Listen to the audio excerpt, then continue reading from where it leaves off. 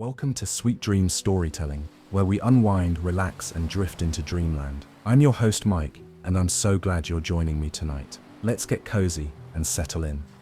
Story for this evening is The Whispering Wind and the Lost Ship. Chapter 1, The Ship of Dreams.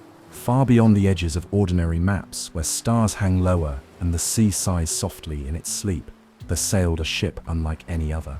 She was called the Lullaby. She wasn't large like the cargo ships that hauled mountains of crates, nor swift like the racing vessels that sliced through waves like silver blades. No, the Lullaby was something else entirely. She was kind.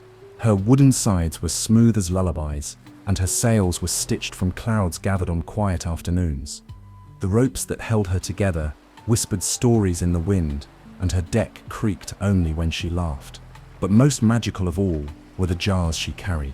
Hundreds of them nestled gently in glowing crates, each one filled with a dream. Not the kind you forget when you wake up, but the kind that stays curled in your chest like a warm cat on a rainy day. They shimmered softly, some golden with giggles, some deep blue with adventures, and just a few, glittered silver with mysteries too big for morning. Every night, the Lullaby sailed beneath the moonlight, delivering these dreams to children all over the world. She'd float quietly to rooftops, drop a jar down the chimney or through a cracked window, and the dreams would tiptoe into slumbering minds. She never rushed, she always listened, and she never missed a child. The stars loved her, the moon watched over her like a gentle guardian, and the wind sang to her, soft lullabies that tugged her sails gently in just the right direction. She had done this for a very long time, but on this particular night, as the stars twinkled their greetings and the moon shone just the way she liked it, something in the air felt different, a hush deeper than usual, a stillness that made the dream jars flicker nervously in their crates. The Lullaby rang her bell, a clear, chiming sound that danced across the waves. It was time to begin her journey again, but the sea had a secret that night, and it was about to change everything. Chapter 2, The Lullaby Bell. Every voyage began the same way. The wind would lean in close, like a friend telling a secret, and hum the first note of the lullaby. Then the bell aboard the Lullaby would ring. It wasn't an ordinary bell. It didn't clang or jangle. It sang, soft and clear, like the very first note of a song you loved as a baby, but forgot you knew. Some said the bell had been made from the melted down laughter of the very first bedtime, shaped by moonlight and tuned by the stars themselves. When the bell rang, the dream jars began to glow, and the ship's sails unfurled like sleepy clouds stretching after a nap. The wind would catch them gently, lifting the ship forward into the night. Tonight, as always, the Lullaby rang her bell. Ding! The note floated across the sea, drifting over waves and between stars. Somewhere far off, a baby rolled over and smiled in her sleep. Ding! The wind picked up, warm and familiar. The dream jars lit up one by one, gold, blue, pink, green, soft silver, each one glowing with a different dream. A ride on a dragon, a blanket that told stories, a treehouse in the sky. The ship was ready. "Let's go," she whispered, not with words but with wood and wind and will. She leaned into the breeze as it tugged at her sails, but something strange happened then. The wind stopped, not suddenly, not with a crash, just paused, like it had forgotten what it was doing. The sails flopped gently, confused. The bell hung still. The sea, which usually rocked in rhythm to the lullaby, held its breath. Then from the north came a thin thread of cold air, nothing like the warm lullaby wind. It whispered across the deck like a question left unanswered. The dream jars flickered. A few of them dimmed, and then the fog came. A low, curling mist crept in from all sides, swallowing the edges of the sky. The stars blinked uncertainly. The moon peeked down once, then vanished like a coin in water. The bell didn't ring again. The Lullaby drifted forward slowly, sails drooping, dream jars dim, no wind to guide her. She was moving, but she was no longer sure where. She had never missed a child. She had never gotten lost. But tonight, for the first time in all her journeys, the Lullaby was sailing into the unknown. And no one, not even the moon, knew what she would find. Chapter 3. The first sign of fog. The sea had always been kind to the lullaby. It rocked her gently, sang her songs made from foam and fish whispers, and pointed her towards sleepy rooftops like a mother tucking in a child. But tonight, it was quiet in a way that felt unfamiliar. The waves didn't sparkle, the stars didn't blink, and the sky wore a heavy coat of grey. At first, the fog came only in wisps. It tiptoed across the water like a child playing hide and seek. It wrapped around the edges of the ship, soft and cool, like silk pulled from an old dream. The lullaby didn't worry at first. Fog was part of the sea's lullabies sometimes, something to be cradled in, not afraid of. But this fog did not hum. It hushed. It swallowed the edges of her sails and blurred the stars above. She looked up, no constellations to wink at her, no North Star to wink back. She looked down, no glow from her reflection in the water. It was as if the sea had turned to glass, and beneath it was nothing at all. Even the dream jars were still. Usually they twinkled on the deck, excited to be chosen, glowing brighter when they felt they were close to the right child. Now they flickered like candles about to go out. A few of them dimmed completely, curling in on themselves like sleeping fireflies. The lullaby rang her bell again. Ding! But the sound didn't go far. It was caught in the fog, swallowed like a pebble in deep snow. She tried again. Ding! Still, no answer. Not from the moon, not from the stars, not even from the wind. The lullaby had never felt lonely before. Not really. The sea had always been her company, and the lullaby wind her guide. But now, wrapped in a world of white silence, she wasn't sure which way was forward, or if forward even existed anymore. Below her deck, the ropes stretched quietly, the sails hung limp. Even the planks of her hull gave a little groan, as if asking, "Are we lost?" She didn't know, and that, more than the fog, more than the hush, more than the still dream jars, that was the first time the lullaby felt something new. Doubt. But even in the hush, even in the fog, she whispered to herself, to her sails, to the glowing jars, "We'll find the way. We always do." And with that she drifted deeper into the mist, unseen, but not yet forgotten. Chapter 4. The silence at sea. The sea had always made sounds. There were the whispers of waves nudging the hull, the creak of the sails stretching as they caught the wind, and the gentle splashes of silverfish playing in moonlight below. Sometimes, when no one was looking, the ocean even giggled. But now, there was nothing. Not even the sea was speaking. The lullaby drifted through the fog like a dream left unfinished. Her sails hung loose, her bell silent, and her deck still. It wasn't just quiet, it was the kind of silence that made you hold your breath without realizing. The fog clung to her, thick and cold, and the sea stretched around her like a forgotten mirror, smooth and endless and strange. Even the gentle rocking of the waves had stopped. She wasn't sailing anymore. She was floating. The dream jars on deck glowed faintly, like nightlights left on in empty rooms. One jar flickered nervously, a child's dream of flying with birds, but then dimmed again, unsure if it still had a place to go. Deep below her deck, her ropes gave a low, tired groan. Something shifted inside the lullaby. It wasn't fear, she was too old for that, too wise. But it was something close. Something she hadn't felt since her very first journey across the star-swept waters. Aloneness. The wind had not sung to her. The stars had not waved. The moon had not whispered goodnight. She was beginning to wonder if she'd left the world she knew behind entirely.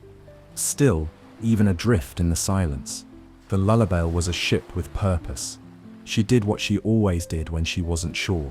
She listened. She listened harder than she ever had before. She listened past the silence, past the fog, past the hush of dreams in jars. She listened with her wooden bones and her cloud-spun sails. And then, very faintly, she heard something. Not the sea, not the stars, not a wave or a bell or a bird. It was a breath, a soft, windy sigh curling through the mist, as if the sky had remembered her for just a second. It wasn't enough to fill her sails, but it was a start. She turned toward it, or at least she tried to, for without wind or stars there was no way to know which way anything truly was. Still, she followed the breath, because in a sea of silence, even the smallest whisper might be the beginning of a song. Chapter 5. The Compass That Forgot. Tucked just beneath the wheel on the Lullabale's upper deck was a small brass compass, no bigger than a teacup. It had always pointed true, not just north, but home, because the Lullabale didn't use ordinary directions. She sailed by feelings, by kindness, by laughter, by dreams, whispered into the night. The compass spun when a child needed her, glowed when a dream was ready to be delivered, and pulsed gently when she was close to somewhere important. But this morning, or was it still night? Time was hard to tell in fog.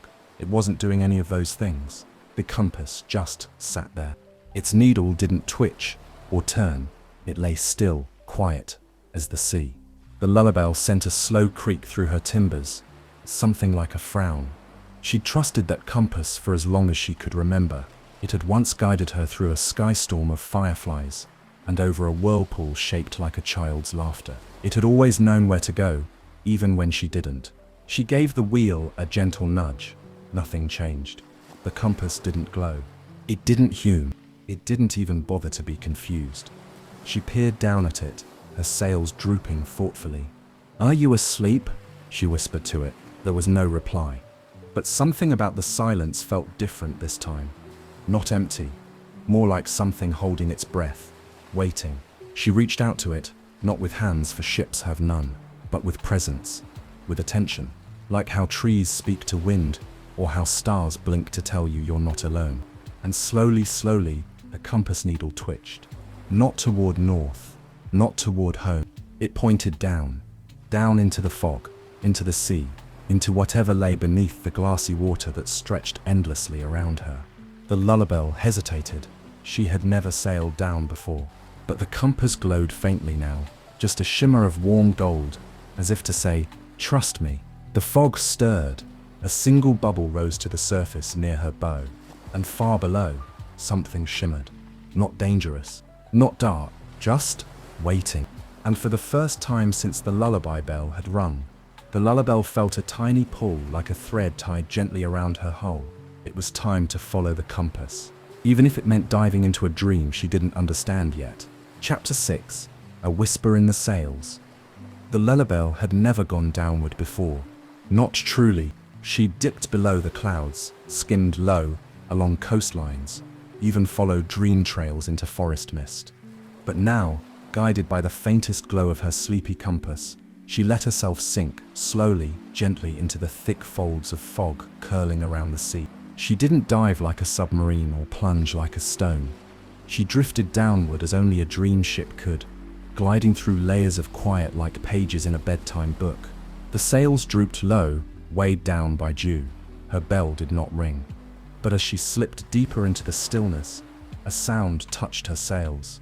Not loud, not sharp, a whisper, faint, but sure. It tickled the rigging, curled around her mast, and tugged at the ropes like small hands trying to get her attention. It wasn't the wind, at least, not the one she knew. This breeze was softer than breath and older than lullabies. It didn't sing in full songs, but in fragments, as if remembering something half forgotten. "Little ship," it whispered, so quiet it might have been imagined. The Lullabale tilted her bow slightly, listening. "You are far from where you began," she creaked softly, answering in her way. The voice came again, carried through her sails like a secret. "You are not lost, you are being led." The fog shifted. Below her, the smooth sea stirred, not with waves, but with movement. Glowing ripples swam beneath her, forming soft shapes, arcs like arches, spirals like seashells, trails like ink spreading through milk. Then the compass pulsed again, once, twice, and stopped. The whisper in the sails grew clearer, curling close to her ear, if ships could have ears. "You have come to the place in between, where dreams forgotten wait to be remembered." The Lullabale shivered, not from cold, but from something ancient, something true. She was not just adrift, she was being called. The jars on her deck flickered in response. One lit up fully silver and pale blue, swirling with images of a floating castle and a child's voice calling out, Don't go yet. The whisper faded, like the last line of a lullaby. The fog parted ever so slightly, and far ahead, for just a breath of a moment, the lullaby saw it. A glimmer, not a star, not a ship, but something glowing in the deep, waiting. Chapter 7. The Council of Waves. The fog didn't vanish, but it softened just enough for shapes to move within it. The sea beneath the lullaby stirred, not from wind or weather, but from presence. The still water began to fold, ripple and rise, not into waves as she knew them, but into forms. First one, then two, then seven. Each wave rose from the sea like a figure wrapped in water and memory. They didn't crash or curl, they stood, tall and shimmering, with crests shaped like cloaks and faces etched from sea foam and time. Their voices were not spoken, but heard in the heart, like echoes of songs you'd once been sung to sleep by. They were the Council of Waves. The lullaby had heard whispers of them in sailor stories and dream jar lullabies. They were the watchers of the in-between places, where sea met sky, where dreams met memory, where lost things paused before becoming forgotten. "You have drifted far, little one," said the first wave, shaped like an ancient sea captain with a beard of mist and eyes like tide pools. "You do not belong here," said the second, who swirled with constellations trapped in her waters. "And yet you do." The third said nothing, but bowed gently, and from its chest rose a melody, not a song, but the feeling of a song, like a lullaby, hummed long ago. The lullaby tilted slightly in greeting, letting her bell chime once soft, but respectful. "I followed the whisper," she said, though not aloud. Her voice was the creak of her timbers, the ripple of her sails. The fourth wave, small and curious like a puddle child, tilted its watery head. "Did the compass point you here?" The lullaby hummed in agreement. The fifth, tall and still as a glacier, spoke at last. "Then the dreaming sea has chosen. You have work to do." The jars on the lullaby's deck glowed again, this time not in fear or flicker, but with slow, warm light.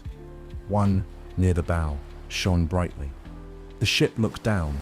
Inside was a dream that had never been delivered. A boy's voice echoed from within. "I wish I could remember where I left it."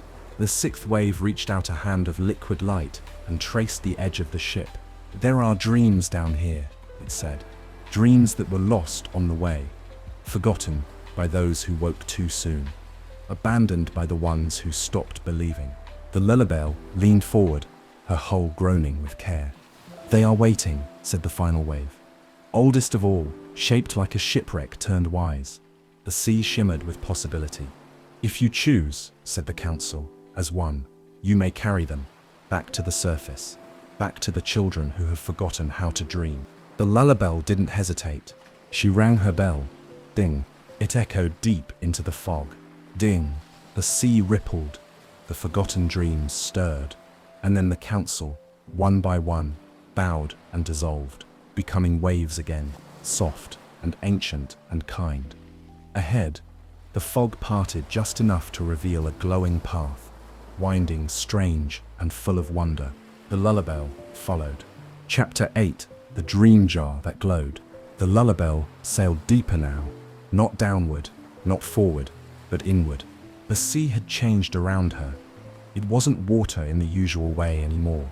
It shimmered with dreamlight and moved like thought. Time felt slower, and the stars above, what few she could still see, had gone soft and golden, like candle flames seen through sleepy eyes. And on her deck, one dream jar glowed brighter than the rest.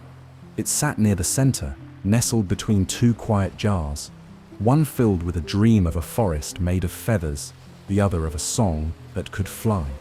But this jar, this one, shone like a lighthouse through the fog. Its glow pulsed gently, like a heartbeat, like it was calling someone. The lullaby leaned close, curious. Dream jars did not usually call out. They waited. They glowed when it was time. But this one, it seemed to be searching. She peered inside.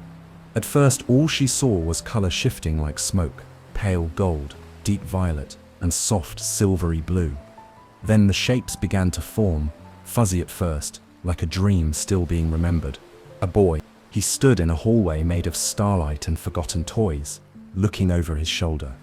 He seemed familiar, not to the lullaby herself, but to the dream, like he belonged to it. He reached out, touching the edge of the dream with his hand.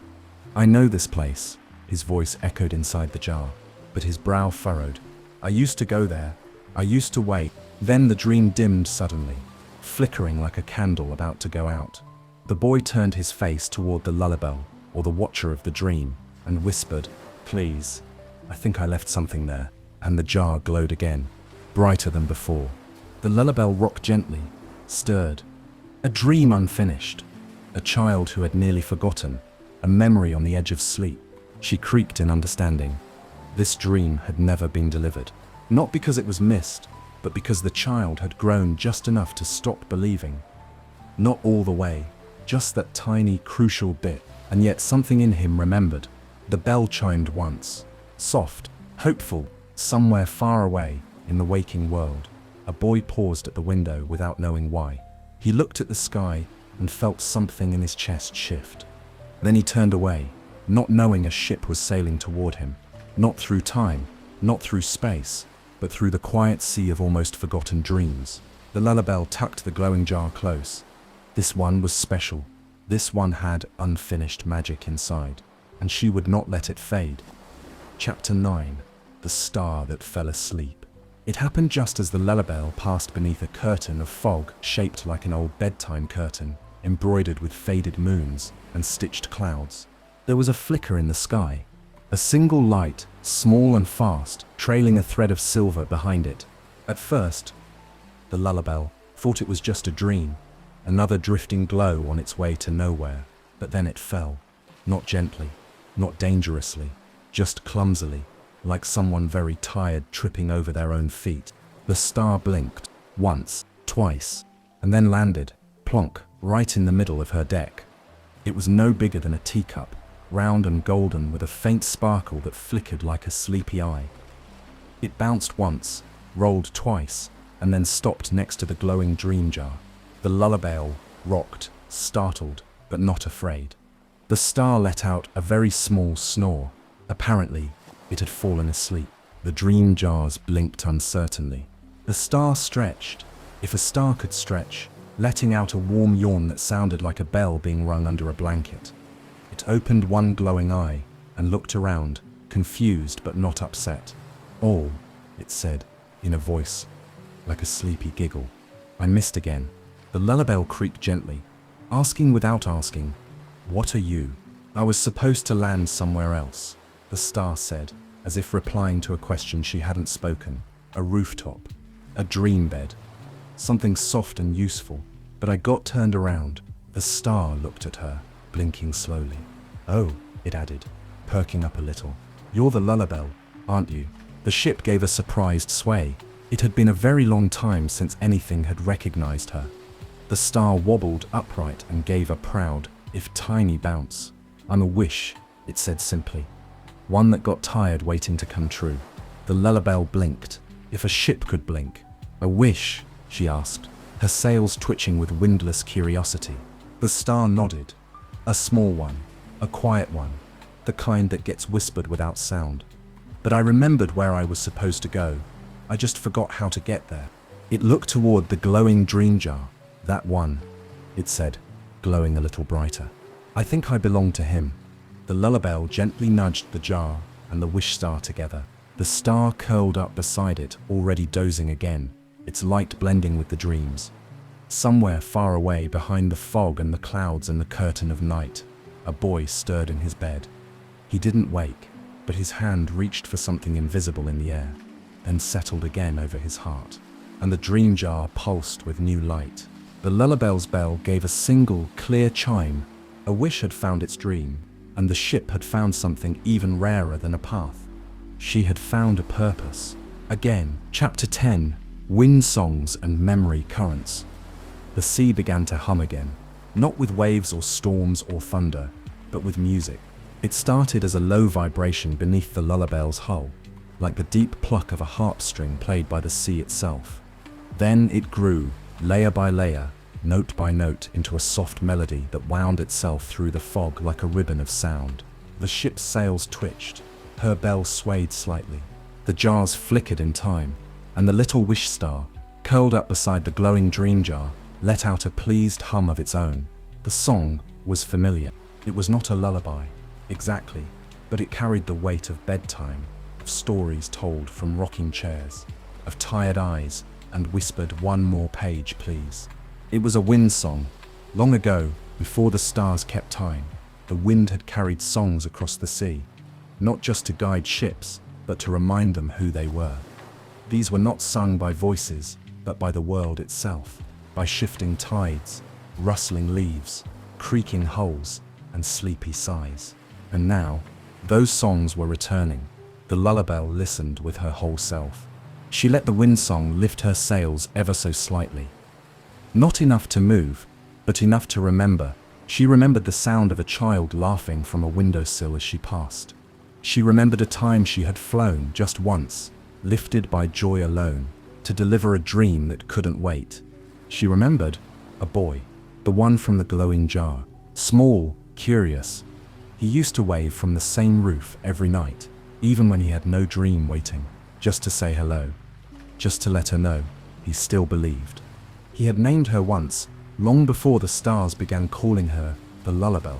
He had whispered it into the wind, thinking no one had heard. "Starboat," he'd said, "because you sail between them." The wind carried that name back to her now, wrapped in memory and song. The lullaby tilted, heartful. The child wasn't just someone she had missed. He was someone who had once helped her become. The wind swirled around her now, playful and sure, carrying notes of songs she hadn't heard in 100 years. It wasn't just singing, it was guiding. Below, the sea began to glow again, ribbons of light weaving together like threads of a forgotten map. They pulsed gently like the veins of a great oceanic heart. The memory currents, they were rare, delicate, and sacred. They could only be seen by ships who listened, and they only appeared when a forgotten dream remembered itself. The lullaby followed. Her sails caught the soft wind, her bell gave a sleepy chime, and the little star, still drowsy but smiling, whispered, "He's starting to remember you." Chapter 11. The Island That Wasn't There Before. The lullaby followed the memory currents through fog that shimmered like folded silk, her hull gliding with reverence. Every wave she passed whispered a name she once knew. Every gust of wind carried a tune she hadn't heard in lifetimes. And then, just ahead, the sea shifted. Something appeared. First it was a ripple, an odd flicker in the water, where the horizon should have been smooth. Then a shape began to rise, slow and deliberate, like a secret deciding to show itself. An island, but not the kind found on maps. This one unfolded from the sea like a blooming flower. It was small, but not afraid to be.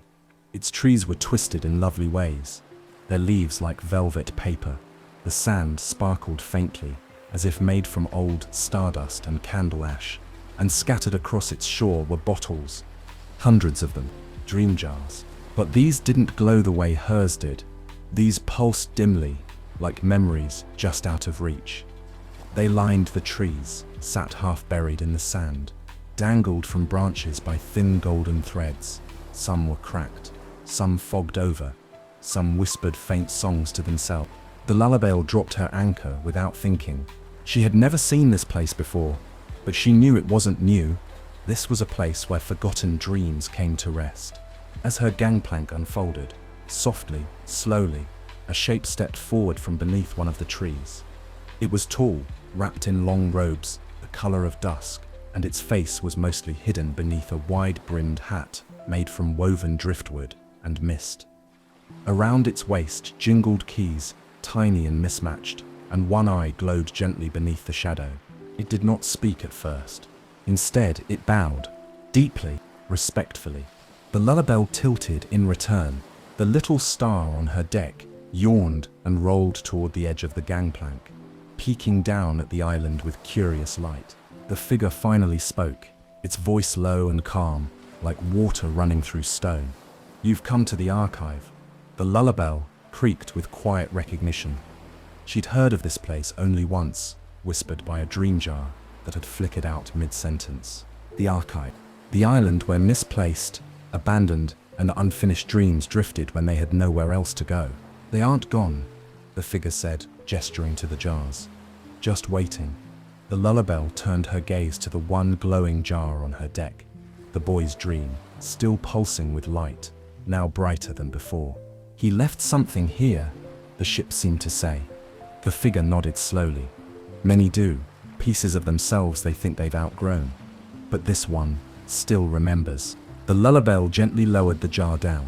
The figure caught it in careful hands, held it to the light of the island's dusky sky, and closed their eyes. "Ah," they whispered.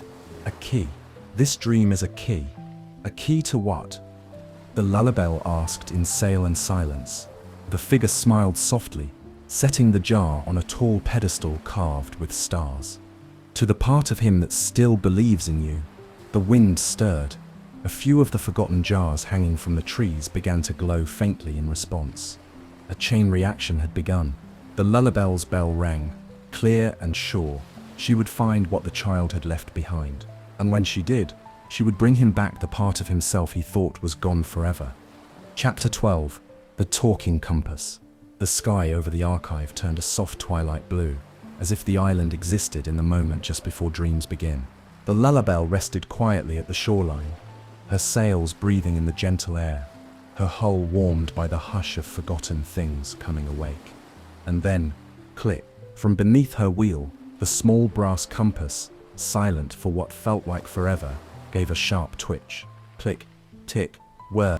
The needle spun once, twice, then stopped, then spun the other way. Then, said a voice, scratchy and dry.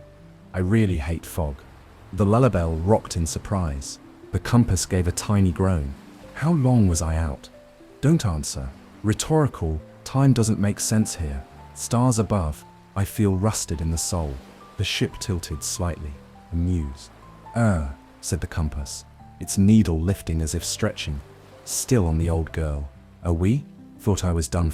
It sounded like an old sailor, with too many stories and not enough tea. The lullaby creaked softly, a welcome. "Well, aren't you polite?" the compass replied. "Where are we anyway? This isn't the normal route." She gave the faintest sway toward the island.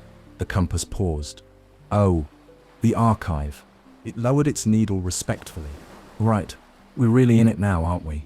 The lullaby nudged the glowing dream jar still resting on the pedestal ashore. "Aha," the compass said, suddenly sharper. "That's his dream, isn't it?" The bell gave a quiet ding. The compass whistled through its gears. Didn't think he'd still be reachable. Most of them fade by now. But if it's glowing like that, there's still a thread connecting him. Somewhere. It spun again, this time more deliberately, stopping and pointing, not north, but inward, toward a patch of sea wrapped in fog that shimmered like glass and shadow. "That way," it said. The lullaby hesitated. "That's the sea of shifting," the compass added. "Nothing stays where it's supposed to. Currents rewrite themselves. Dreams loop. Time skips like a scratched lullaby record." She tilted, asking, "How do we cross it?" The compass chuckled, dry and cryptic. "Same way you always have." She waited. "Faith," it said, and a little guesswork. It clicked, as if clearing its throat. "Also, I'll be helping now," it added, trying not to sound pleased about it. "So that's something."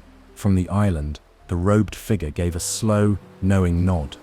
"Go now," they said, "while the thread is warm, while the boy still dreams." The dream jar shimmered once, then dimmed, only slightly. Ready now, trusting now. The lullaby raised her anchor. The wind stirred. The compass spun once, pointed ahead into the shimmer, and said simply, "All right, Captain, let's go find what was lost." Chapter 13. The Sea of Echoes.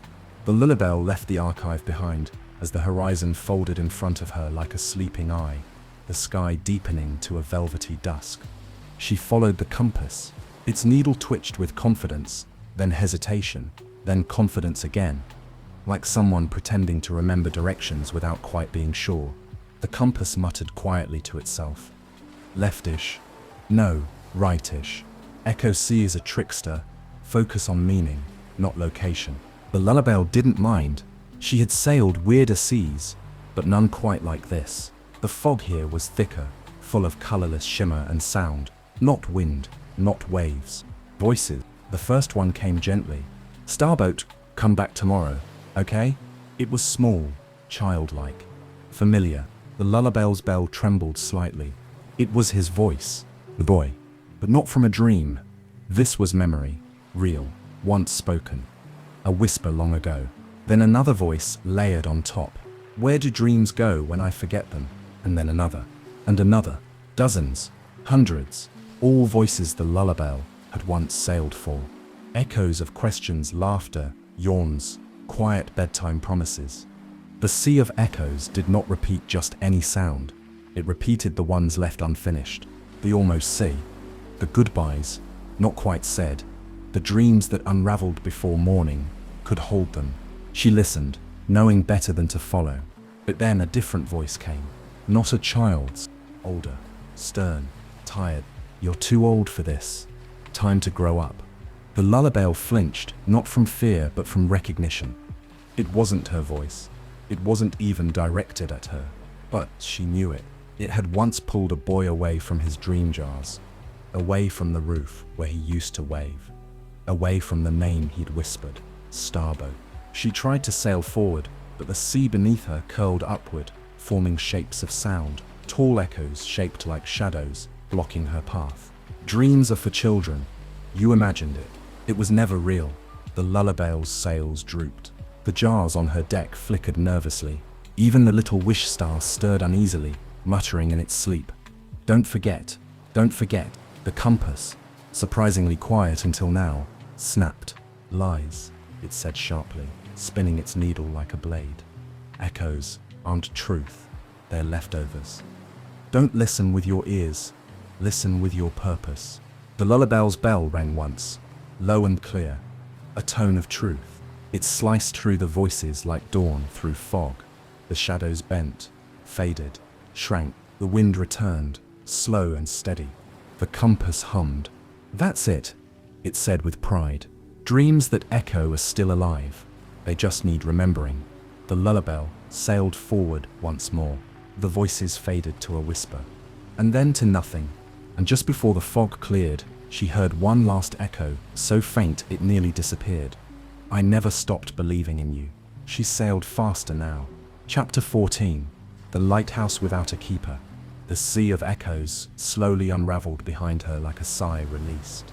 The lullabelle's sails filled again, not with a strong wind, but a steady one. A wind that knew its path, even if it wouldn't say it out loud. The dream jars glowed gently once more. The wish star napped beside the compass, its golden pulse calm now, as if the storm of voices had lulled it into a deeper kind of rest.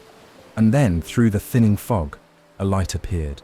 A lighthouse, perched on a jagged outcrop of stone that jutted from the water like a single sleeping knuckle.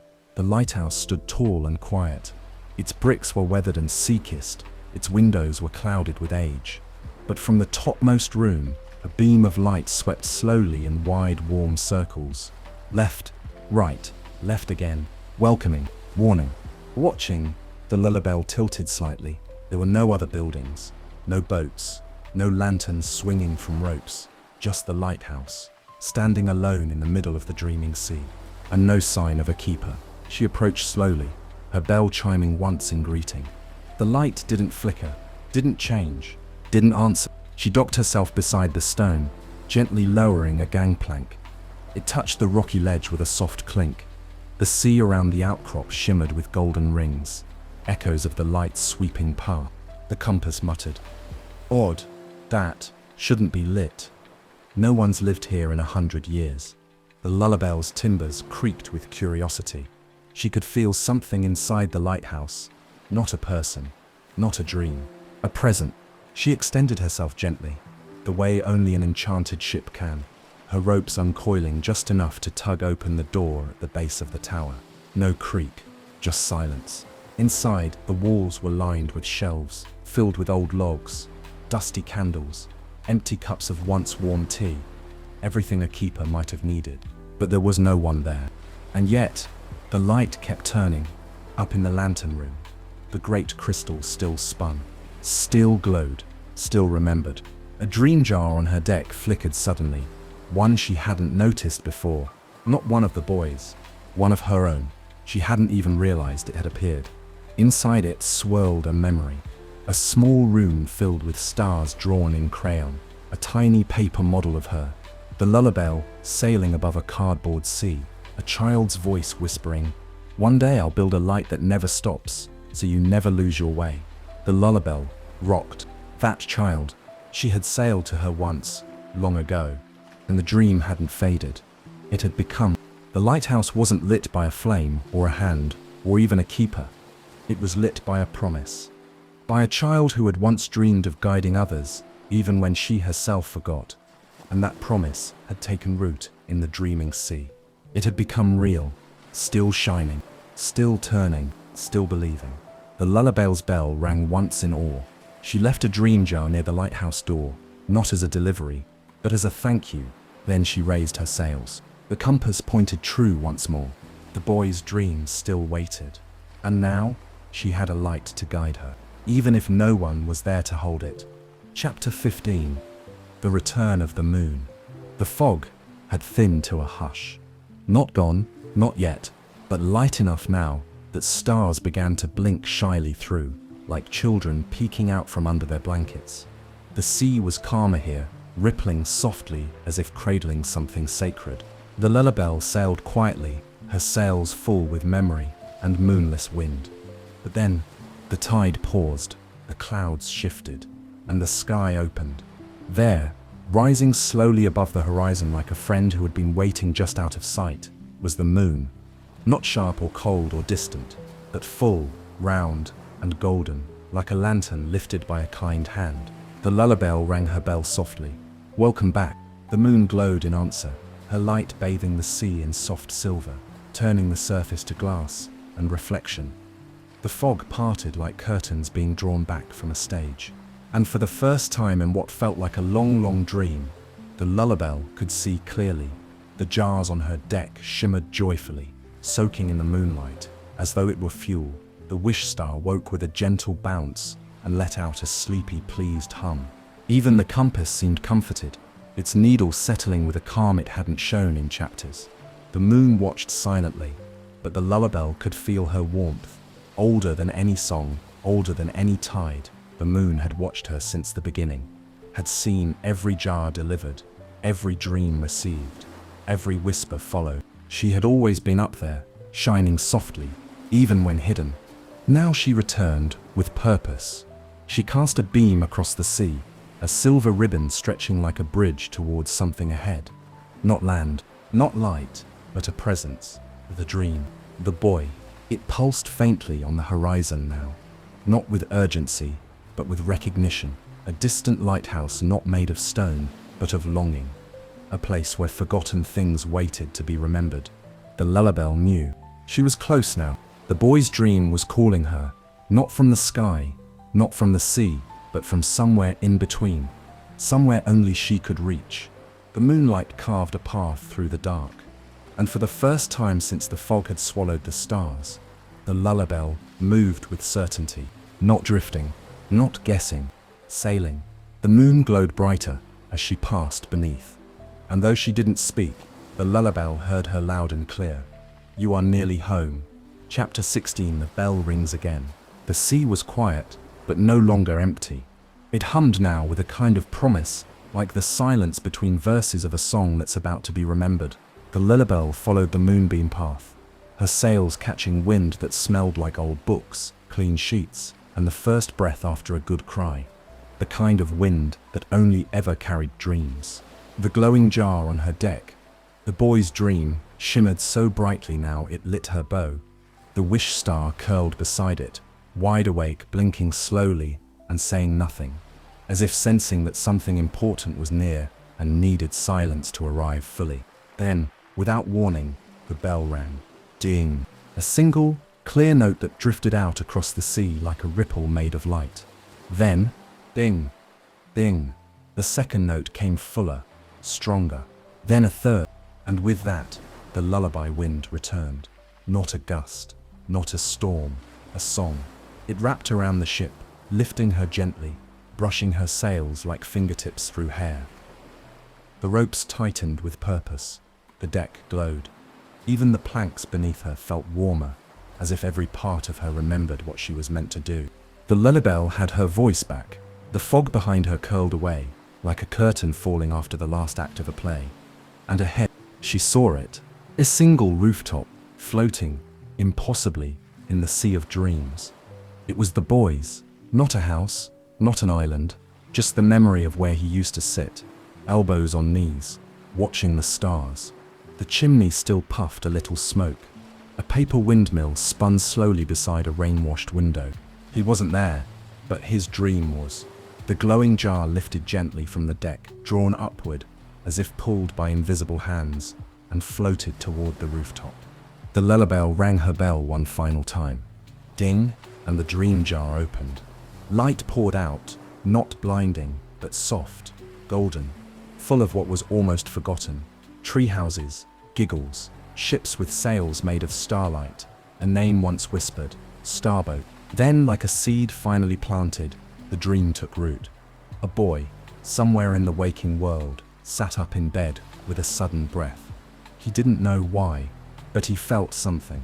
Something gentle, something returning, a shape in his mind, a ship, a bell, a wish.